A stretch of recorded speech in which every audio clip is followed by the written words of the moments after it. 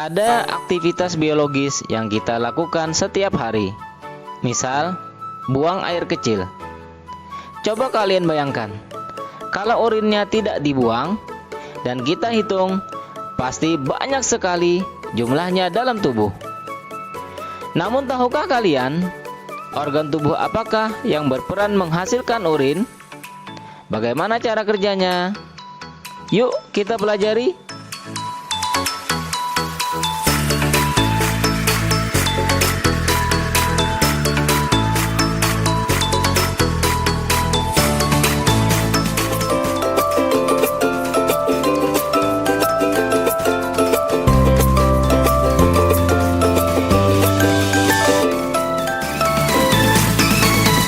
Assalamualaikum.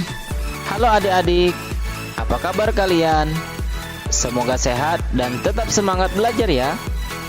Adik-adik, kali ini kita akan membahas materi kelas 8 tentang proses pembentukan urin. Yuk kita bahas.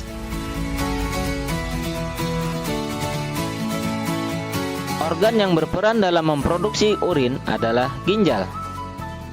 Urin dihasilkan dari penyaringan darah yang dilakukan oleh ginjal.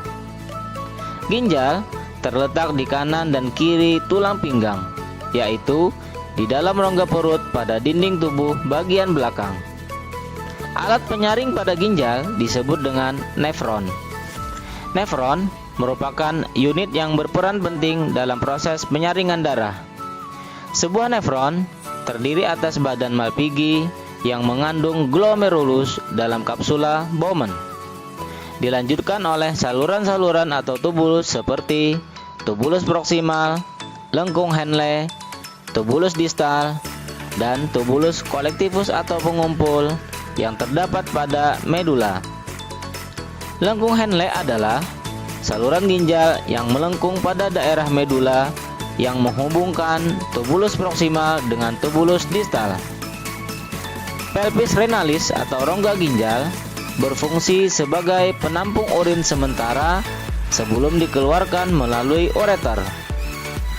Tahukah kamu bahwa proses pembentukan urin di dalam ginjal melalui 3 tahapan?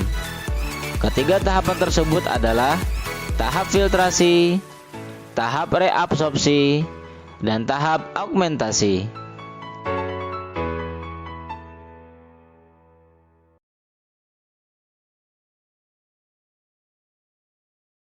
Pembentukan urin dimulai dari darah masuk ke dalam glomerulus. Ketika darah masuk ke glomerulus, air dan zat-zat yang memiliki ukuran kecil keluar melalui pori-pori kapiler dan menghasilkan filtrat.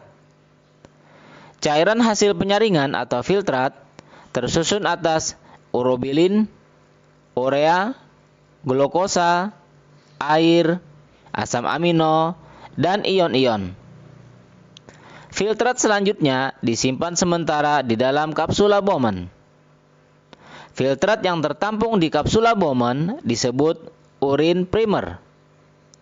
Tahapan pembentukan urin primer ini disebut tahap filtrasi. Urin primer yang terbentuk pada tahap filtrasi masuk ke tubulus proksimal. Di dalam tubulus proksimal terjadi proses penyerapan kembali zat-zat yang masih diperlukan oleh tubuh, yang disebut dengan tahap reabsorpsi. Glukosa, asam amino, ion kalium, dan zat-zat yang masih diperlukan oleh tubuh diangkut ke dalam kapiler darah di dalam ginjal. Cairan yang dihasilkan dari proses reabsorpsi disebut urin sekunder. Urin sekunder yang terbentuk dari proses reabsorpsi selanjutnya mengalir ke lengkung Henle, kemudian menuju tubulus distal. Selama mengalir dalam lengkung Henle, air dalam urin sekunder juga terus direabsorpsi. Setelah melalui lengkung Henle, urin sekunder sampai pada tubulus distal. Pada tubulus distal masih ada proses penyerapan air, ion natrium, klor, dan urea. Pada tubulus distal terjadi proses augmentasi, yaitu pengeluaran zat-zat yang tidak diperlukan tubuh ke dalam urin sekunder. Urin sekunder yang telah bercampur dengan zat-zat sisa yang tidak diperlukan oleh tubuh inilah yang merupakan urin sesungguhnya.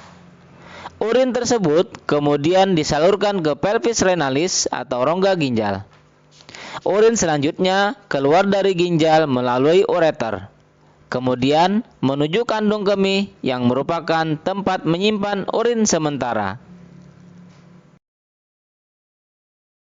Dengan adanya nefron ginjal tadi, kita jadi tahu bahwa proses pembentukan urin dilakukan melalui 3 tahap, yaitu filtrasi, reabsorpsi, dan augmentasi. Dan akhirnya, kalian mengetahui satu hal baru. Sampai jumpa di video berikutnya. Assalamualaikum warahmatullahi wabarakatuh.